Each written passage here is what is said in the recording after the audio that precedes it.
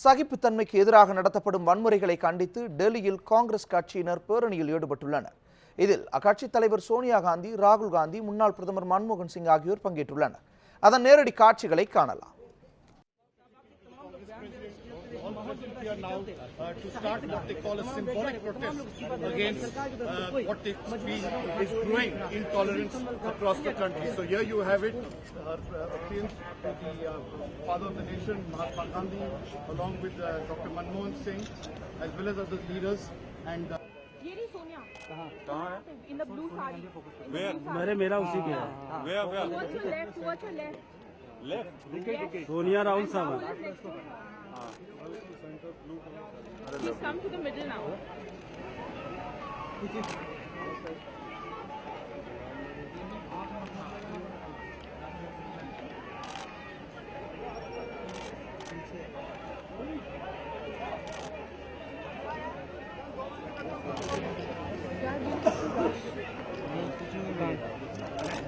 अरे 3 शॉट मिल गया ना यार। ये बीच में टोपी वाला जो है ना, ये किसी को कुछ नहीं मिलेगा, इतना बड़ा वो घेरा बना रखा है, ये परफेक्ट इंडिया के। तुम तैयार रहना अजीत संदीप भाई के साथ।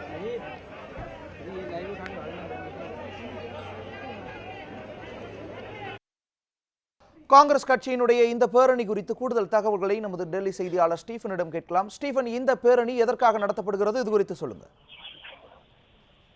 வணக்கம் தேவேந்திரன். காங்கிரஸ் கட்சியின் சார்பில் காங்கிரஸ் கட்சியினுடைய தலைவர் சோனியா காந்தி தலைமையில் இந்த மிகப்பெரிய ஒரு பேரணியானது தற்போது பாராளுமன்ற வளாகத்தில் இருக்கக்கூடிய காந்தி சிலையிலிருந்து குடியரசுத் தலைவர் மாளிகை வரை காங்கிரஸ் கட்சியினுடைய முக்கியமான மூத்த தலைவர்கள், குறிப்பாக மன்மோகன் சிங், ராகுல் காந்தி, அதே போன்று கட்சியினுடைய மூத்த நிர்வாகிகளான கே அந்தோனி, ஆனந்த் சர்மா உள்ளிட்ட மிகப்பெரிய தலைவர்கள் எல்லாம் இந்த பேரணியில் கலந்து கொண்டிருக்கிறார்கள். அது மட்டுமின்றி மாநில வாரியாக இருக்கக்கூடிய தலைவர்களும் இந்த பேரணியில் கலந்து கொண்டு அவர்களுடைய ஆதரவை தெரிவித்திருக்கிறார்கள்.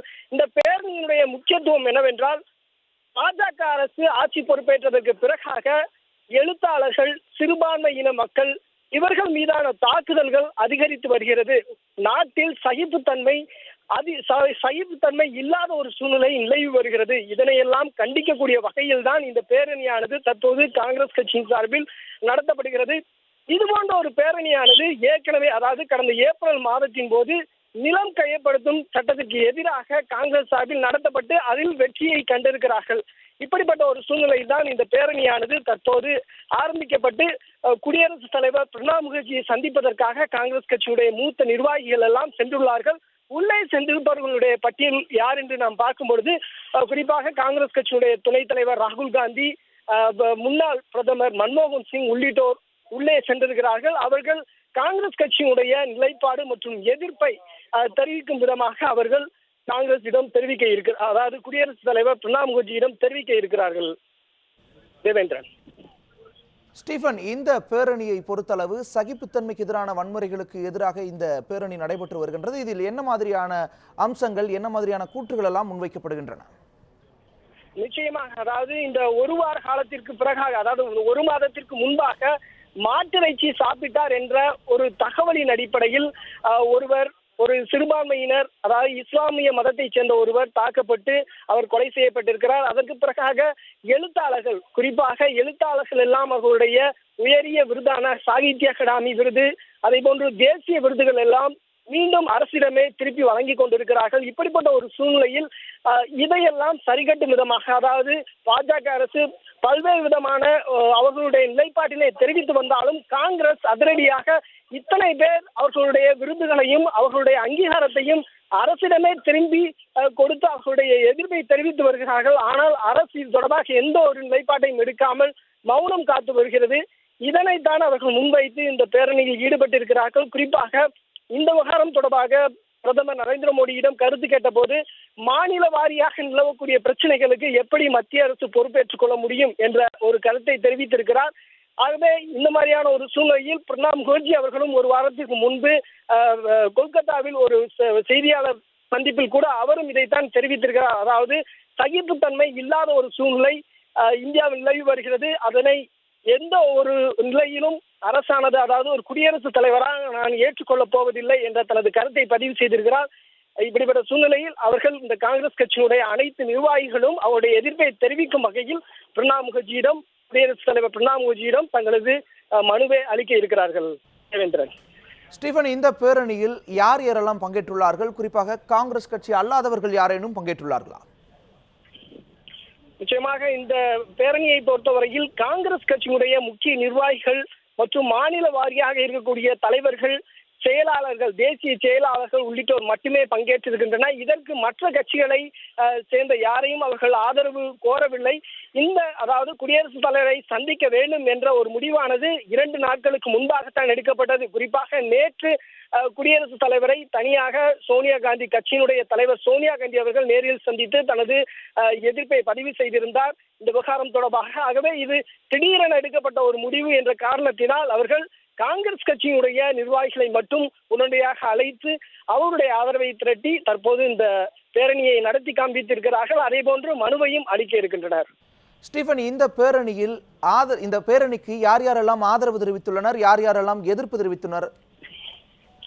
நிச்சயமாக இதுவரையும் நாம் பார்க்கின்ற பொழுது காங்கிரஸ் கட்சியினுடைய இந்த பேரணிக்கு பல்வேறு கட்சிகளும் ஆதரவு தான் தெரிவித்திருக்கிறார்கள். குறிப்பாக இந்த எழுத்தாளர்கள் அவர்களுடைய நாட்டினுடைய சகிப்புத்தன்மை குறைந்து வருவதை கண்டித்து, அதாவது அவர்கள் நாட்டில் சகிப்புத்தன்மை இல்லாத ஒரு சூழ்நிலையை கண்டித்து பல்வேறு கட்டங்களில் அவர்கள் தங்களுடைய எதிர்ப்பை பேரணியாகவும் போராட்டமாகவும் அதே போன்று தங்களுடைய விருதுகளை அங்கீகாரத்தை அரசிடமே திருப்பி அளித்தும் தெரிவித்து வந்தார்கள். அதற்கு பிறகாக பல்வேறு கட்சிகளும் இதனை ஊர்ந்து கவனித்திருக்கிறார்கள். தமிழகத்தை பொறுத்தவரையில் தமிழகத்தில் இருக்கக்கூடிய திமுக உள்ளிட்ட கட்சிகள் எல்லாம், பிரதான கட்சிகள் கூட இதற்கு எதிர்ப்பை தெரிவித்து வந்தார்கள். அது பாஜக அரசு இத்தனை பேர் தங்களுடைய அங்கீகாரத்தை அரசிடமே திரும்பி கொடுக்கிறார்கள் என்றால் பாஜக அரசு சுய பரிசோதனை செய்து கொள்ள வேண்டும். அதே போன்று இந்த விவகாரம் தொடர்பாக ஒரு முடிவை எடுக்க வேண்டும், பிரதமர் பேச வேண்டும் என்பதெல்லாம் இவர்களுடைய பிரதான கோரிக்கையாக இருந்தது. நான் முன்னதாக சொன்னது போல தமிழகத்தை சேர்ந்த திமுக, காங்கிரஸ் உள்ளிட்ட பல்வேறு கட்சிகள், பாமக உள்ளிட்ட கட்சிகள் எல்லாம் இதற்கு ஆதரவு தெரிவித்திருக்கிறார்கள். தேவேந்திரன்.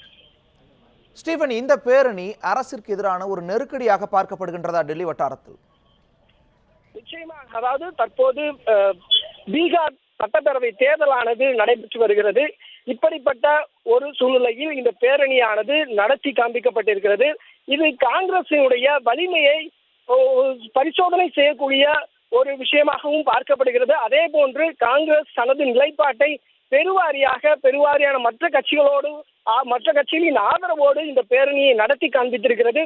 ஆகவே இது ஒரு முக்கியமான ஒரு பேரணியாகத்தான் பார்க்கப்படுகிறது. ஏற்கனவே நிலம் கையப்படுத்தும் சட்டத்திற்கு எதிரான பேரணியில் காங்கிரஸ் வெற்றி பெற்றிருக்கிறது. அதே போன்று இதெல்லாம் நாம் பார்க்கின்ற பொழுது, அதாவது இந்த பீகார் சட்டப்பேரவை தேர்தல் தற்போது நடந்து வரும் சூழ்நிலையில் அதன் முடிவானது இன்னும் ஓரிரு வாரங்களில் வெளியிடப்பட உள்ளது. இந்த மாதிரியான ஒரு சூழ்நிலையில் தற்போது இந்த பேரணி நடந்திருப்பது அரசியல் வட்டாரங்களில் பெரும் எதிர்பார்ப்பை ஏற்படுத்தியிருக்கிறது. தேவேந்திரன். ஸ்டீபன், இந்த பேரணி எங்கிருந்து தற்பொழுது எதுவரை நடந்து வருகின்றது? தற்போதைய நிலை என்ன இந்த பேரணியின்? 10 நிமிடத்திற்கு முன்பாக பாராளுமன்ற வளாகத்தில் இருக்கக்கூடிய காந்தி சிலையின் அருகே இருந்துதான் இந்த பேரணியானது துவங்கப்பட்டது. காங்கிரஸ் கட்சியினுடைய அகில இந்திய தலைவர் சோனியா காந்தியின் வருகைக்காக கட்சியினுடைய முக்கியமான நிர்வாகிகள் எல்லாம் காத்திருந்தார்கள். அவர் வந்ததற்கு பிறகாக சோனியா காந்தி, ராகுல் காந்தி மற்றும் முன்னாள் பிரதமர் மன்மோகன் சிங் உள்ளிட்ட அனைவரும் பேரணியாக அங்கிருந்து பாராளுமன்ற வளாகத்தில் அமைந்திருக்கக்கூடிய காந்தி சிலையிலிருந்து ஊர்வலமாக, அதாவது பேரணியாக குடியரசுத் தலைவர் மாளிகைக்கு தற்போது வந்திருக்கிறார்கள். குடியரசுத் தலைவர் மாளிகைக்கு உள்ளாக அனைத்து நிர்வாகிகளும் செல்லவில்லை. ஆனால் முக்கிய நிர்வாகிகளாக கருதப்படக்கூடிய அகில இந்திய தலைவர், காங்கிரஸ் கட்சியுடைய அகில இந்திய தலைவர் சோனியா காந்தி தலைமையில் ஒரு 3 பேர் அடங்கிய குழுதான் உள்ளே சென்றிருக்கிறார்கள். அவர்கள் குடியரசுத் தலைவரை சந்தித்து அவர்களுடைய அவர்கள் எடுத்திருக்கக்கூடிய இந்த பேரணியின் முக்கியத்துவம் குறித்த ஒரு மனுவை அளிக்க இருக்கிறார்கள். இந்த மனுவில் அவர்கள் குறிப்பிட்டு சொல்லியிருப்பது என்னவென்றால், மாட்டிறைச்சி சாப்பிட்டதற்காக ஒரு சிறுபான்மையினரை, இஸ்லாமிய மதத்தைச் சேர்ந்த ஒருவரை தாக்கி கொண்டிருக்கிறார்கள். இந்த விவகாரம் தொடர்பாக பிரதமர் நரேந்திர மோடி எந்த ஒரு கருத்தையும் தெரிவிக்காமல் இருந்தது கண்டனத்துக்குரியது என்பதை பதிவு செய்திருக்கிறார்கள். அதே போன்று மும்பையில் ஒரு நிகழ்ச்சியில் பங்கு பெறுவதற்காக வந்திருந்த ஒரு எழுத்தாளர், அதே போன்று பாடகர்களை எல்லாம் அங்கிருக்கக்கூடிய மாநில அரசானது கடும் எதிர்ப்பினை தெரிவித்திருக்கிறது. சிவசேனா ஒரு மிகப்பெரிய ஒரு கலவரத்தை ஏற்படுத்தக்கூடிய ஒரு சூழ்நிலையில் அங்கு மையெல்லாம் தெளித்திருக்கிறார்கள். இந்த விவகாரம் தொடர்பாக மத்திய அரசை பொறுத்தவரையில் எந்த ஒரு பதிலையும் தராமல் மௌனம் காத்திருப்பது கண்டனத்துக்குரியது என்பதைத்தான் அவர்கள் தங்களுடைய மனுவில் பிரதான முக்கிய விஷயமாக குடியரசுத் தலைவரின் பார்வைக்கு கொண்டு சென்றிருக்கிறார்கள். குடியரசுத் தலைவர் கூட ஒரு வாரத்திற்கு முன்பாக அவர் கொல்கத்தாவில் ஒரு செய்தியாளர் சந்திப்பில் அவரும் இதைத்தான் பதிவு செய்திருந்தார். அதாவது நிச்சயமா ஸ்டீபன், உங்களுடைய தகவல்களுக்கு நன்றி. தற்பொழுது டெல்லியில் அந்த பேரணி நடந்து வருகின்றது.